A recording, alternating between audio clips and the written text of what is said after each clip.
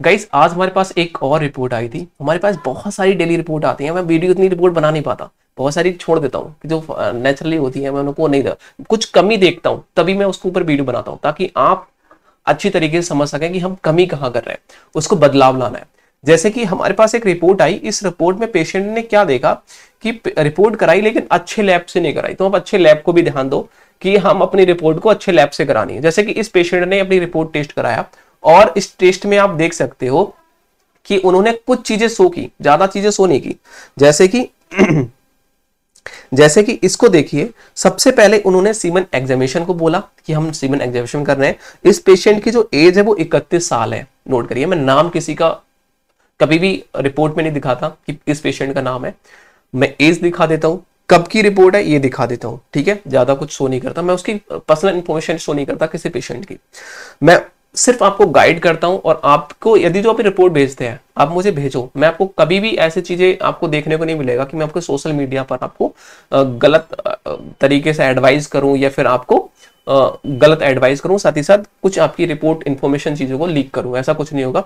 आप बेझिझक मुझे अपनी रिपोर्ट सेंड कर सकते हो, मैं आपको बस इतना करता हूं कि आपको सही गाइड, देखिए आपके रिपोर्ट के द्वारा आपको भी जानकारी मिल जाती है और लोग भी जागरूक हो जाते हैं। ठीक है, तो ये जरूरी है।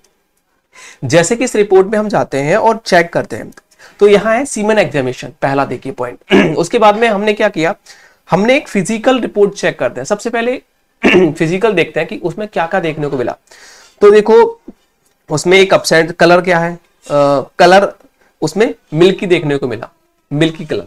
ठीक है, उन्होंने बोला यार लेकिन कैसा होना चाहिए, व्हाइट। कोई देखे मिल्क की, उन्होंने लिख दिया कि मिल्की कलर है भाई। तो ये लैब के ऊपर डिपेंड करता है कि आप लैब कौन से लैब पर ये रिपोर्ट कराते हैं। तो प्लीज अच्छे लैब पर रिपोर्ट कराया करो, क्योंकि इसमें ये बहुत सारी चीजें उन्होंने प्रदर्शित नहीं की है, फालतू में रिपोर्ट बना के दे दी और आपसे पैसे ले लिए। आप अच्छे लैब पे जाओ, वहां सीमेंट टेस्ट कराओ, ताकि आपको एक एक रिपोर्ट देखने को मिले, कितने हेड हैं, कितने टैल हैं, कितने मरे हुए हैं, कितने की नेक है, ठीक है, गर्दन कितने की पड़ी हुई है, कितनी सही स्पर्म है, कितने मरे हुए हैं, कितने ऐसे स्पर्म है जो जीवित तो हैं लेकिन काम नहीं कर रहे, मूवमेंट नहीं कर रहे।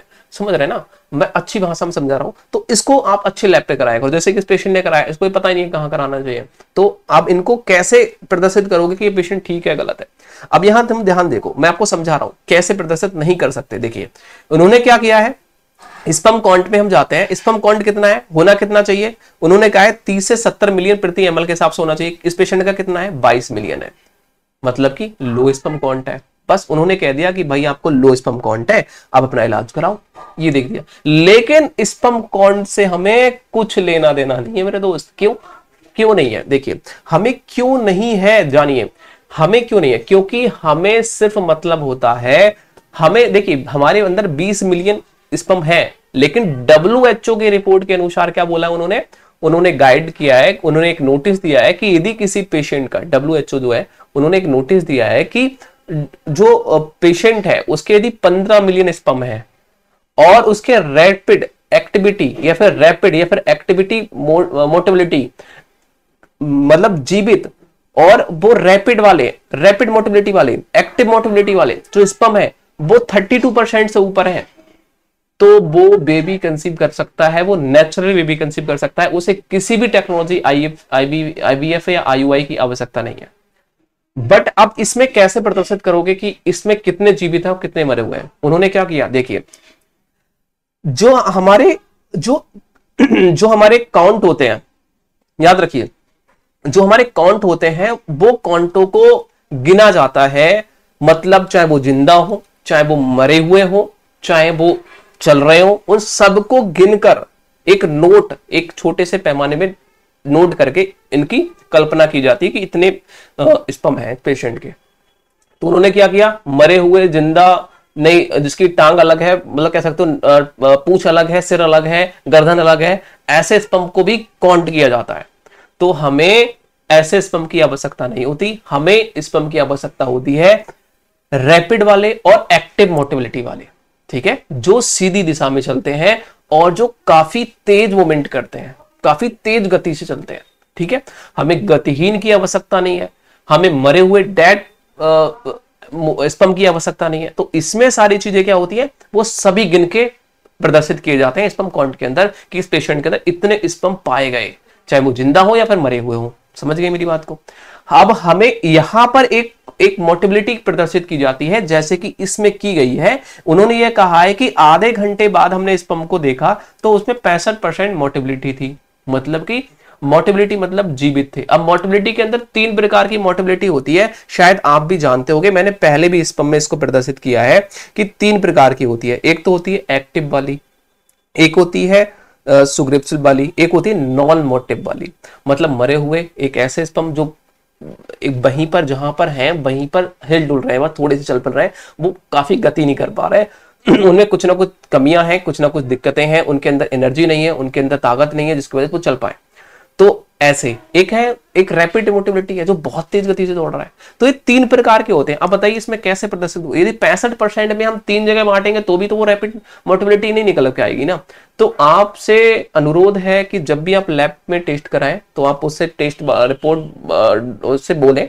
पैथोलॉजी लैब पे टेक्नीशियन हो सकता है या फिर डॉक्टर हो सकता है उनसे बोलें कि हमें रैपिड मोटिबिलिटी भी चेक करानी है, हमें नॉन मोटिबिलिटी भी चेक करानी है, हमें ऐसे स्पर्म चेक कराने हैं जो हिल डुल रहे हैं। ठीक है, इसके कह सकते हो इसे सम मोटिबिलिटी कह सकते हो इसको। ठीक है, नॉर्मली मोटिबिलिटी कह सकते हो, कुछ हिल डुलना या कुछ गति करना ऐसे। तो इन सबको हमें चेक कराना है। हमें ये भी देखना है कि पेशेंट के अंदर हेड कितने थे, नेक कितनी थी, टेल्स कितनी थी। ठीक है, ये सारी चीजें हमें देखनी है। एक अच्छे पैथोलॉजी पे जब आप जाएंगे तो वहां सारी चीजें रिपोर्ट निकाल कर देता है। जैसे कि आपने बहुत सारी रिपोर्ट देखी होंगी, जैसे कि मैं आपको शो कर देता हूं ताकि आपको पता चले। जैसे कि इस रिपोर्ट में आप देख सकते हो, इसमें सारी चीजें प्रदर्शित की गई। रैपिड मोटिबिलिटी है, ये इतने स्पर्म है, ये सारी चीजें हैं, इसमें पस सेल्स इतने हैं। इसमें देखो, अब ये वाली आप रिपोर्ट चेक करेंगे, इसमें पस सेल्स है ही नहीं, इसमें कुछ है ही नहीं ना। तो ऐसे लैब पे आप अपनी रिपोर्ट को नहीं कराएंगे और अच्छी लैब पे रिपोर्ट कराएंगे ताकि आपको सही पता चले कि आपको दिक्कतें क्या है। यदि देखिए, हमें पता है इस पेशेंट को इस रिपोर्ट के हिसाब से लो स्पर्म काउंट है और डॉक्टर इसमें चलाते होंगे धुआंधार दवाइयां इसकी, क्योंकि हमें उन्होंने रिपोर्ट भेजी है और दवाइयां, और हो सकता है पहले से इन्होंने रिपोर्ट कराई है और इन्होंने दवाइयां जो है चलाते होंगे, किसी ना किसी डॉक्टर से तो खाते होंगे ना। अब वो किस दवाइयां खा रहे हैं, कैसी दवाइयां खा रहे हैं, हमें जीवित को ठीक करना है या हमें और बनाना है, या हमें किस तरीके से एलोपैथ की दवाइयां खा रहे होंगे तो फिर और खराब हो सकते हैं। ये किसी को साइड इफेक्ट भी देती है, किसी को फायदा देती है।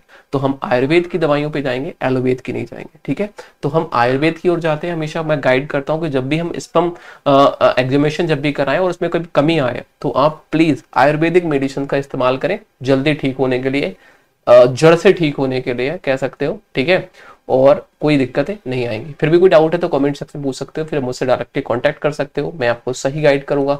मैं आपको कोई कंसल्टेशन नहीं देता, मतलब जो कह सकते हो फ्री कंसल्टेशन है, कोई चार्ज नहीं लेता कंसल्टेशन का। ठीक है, तो आप मुझसे डायरेक्टली कांटेक्ट कर सकते हो, मुझसे व्हाट्सएप पर मैसेज कर सकते हो, अपनी रिपोर्ट को सेंड कर सकते हो। सबसे ऊपर वाले व्हाट्सएप पर आप अपनी रिपोर्ट को भेजा करें और उस पर ही मैं आपको लाइव देखने को मिलूंगा और उस पर ही आपको ऑनलाइन देखने को मिलूंगा। Thank you, thank you, thank you so much.